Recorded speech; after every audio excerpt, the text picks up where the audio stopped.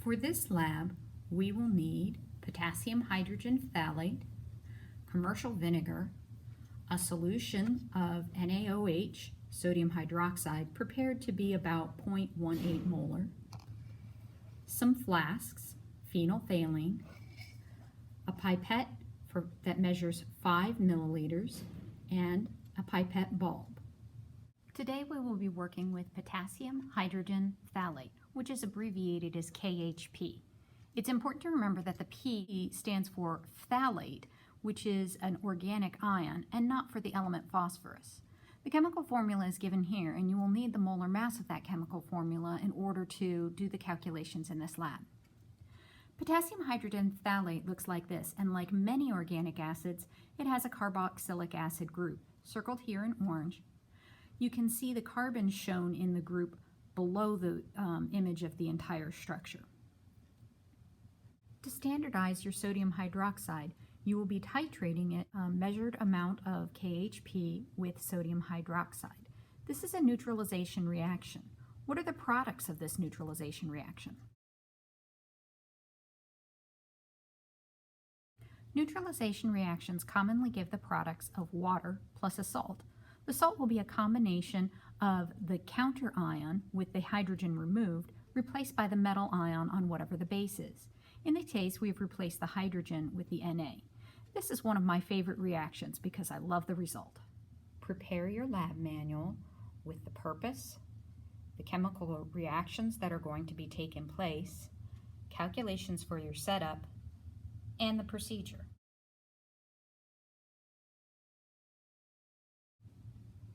To prepare your sodium hydroxide solution, you will need to weigh out between 3.5 and 4 grams of sodium hydroxide.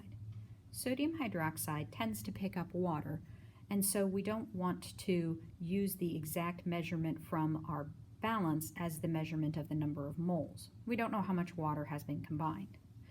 You will need to put your weighing container or weigh paper onto the balance, tare or zero the balance, and then add between 3.5 and 4 grams of sodium hydroxide.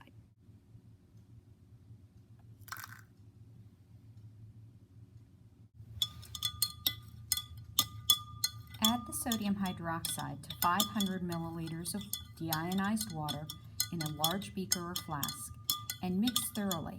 You will need to mix for at least 5 minutes, even though the sodium hydroxide may be completely dissolved. We want to be sure that all of the sodium hydroxide is evenly dispersed throughout the beaker or the flask.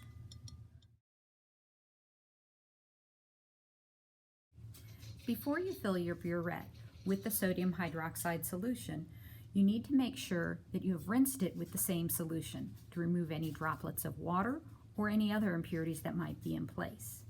You can overfill the burette, remove the funnel so that the funnel does not continue to drip solution, and then place a waste beaker below the burette. You will notice that there is an air bubble. The presence or absence of an air bubble can change the measurement that we have on our burette, so we want to make sure before we start that the air bubble is gone. We also want to make sure that the level of the water is below the 0 mark at the top of the burette.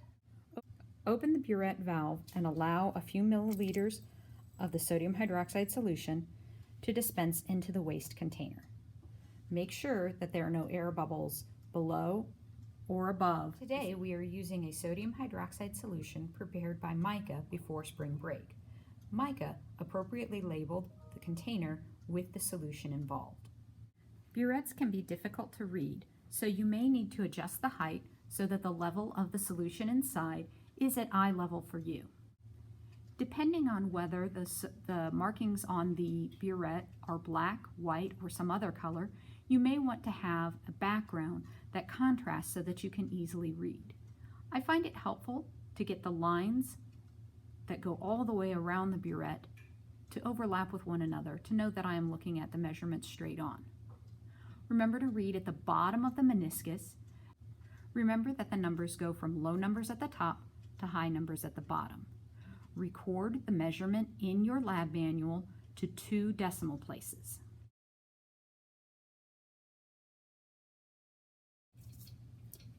Weigh out approximately 0.8 grams of KHP onto a weigh paper on the analytical balance. Make sure that you tare or zero the balance before adding any of the chemical.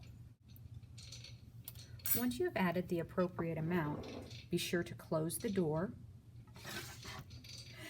and record the measurement to all 4 decimal places in your lab manual. Measure out approximately 40 milliliters of deionized water and pour it into the solution, into the flask that contains the KHP. Swirl it around for several minutes to be sure that all of the KHP has dissolved.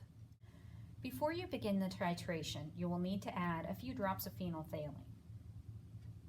The exact amount isn't important, so 2 to 3 drops is fine, but if you accidentally get a few more, it's okay as well. We've already recorded our initial volume, and we've added 40 milliliters of deionized water and made sure to completely dissolve our KHP acid. We want to swirl in the phenolphthalein so it's well distributed. I've calculated that we will probably need around 20 milliliters of our sodium hydroxide solution. So I'm going to go ahead and add 15.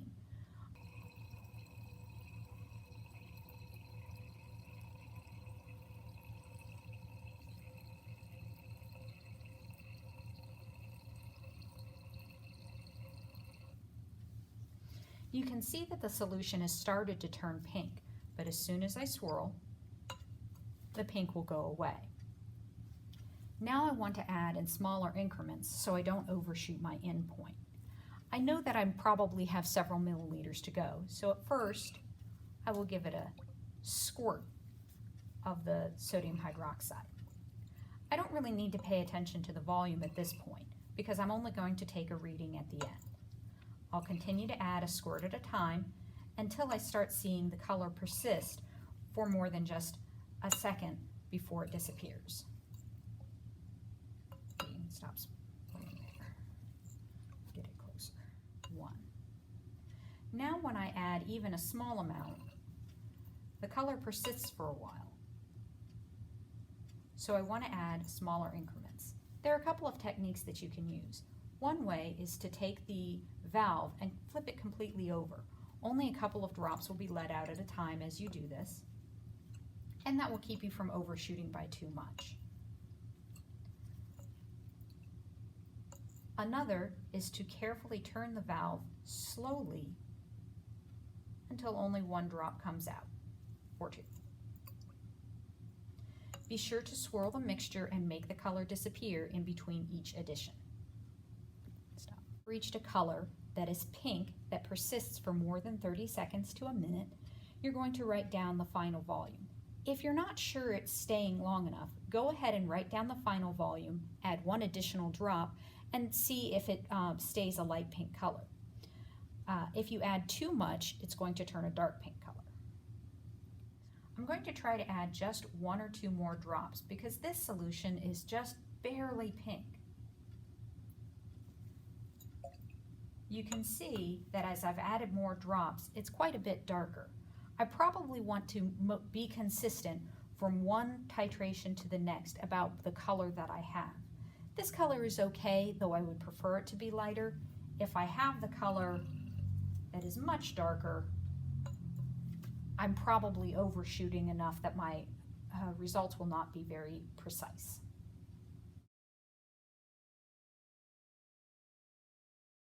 Two, 1, go.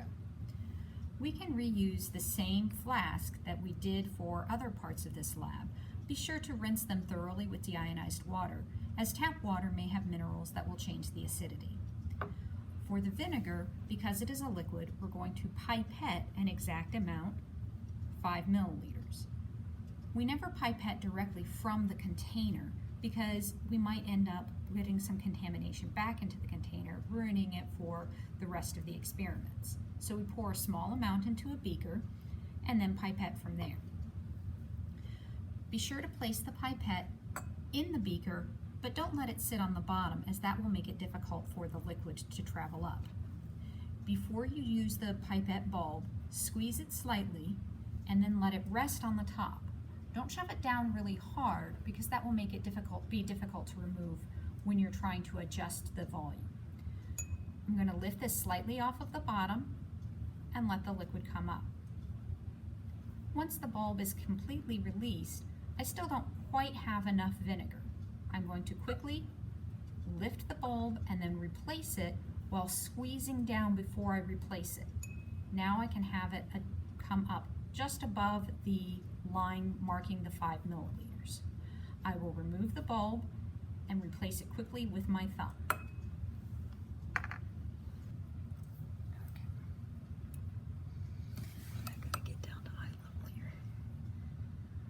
I want to adjust, go ahead. Once you have added the deionized water to the vinegar, be sure to add a few drops of the phenolphthalein and titrate it just as you did during the standardization of the sodium hydroxide.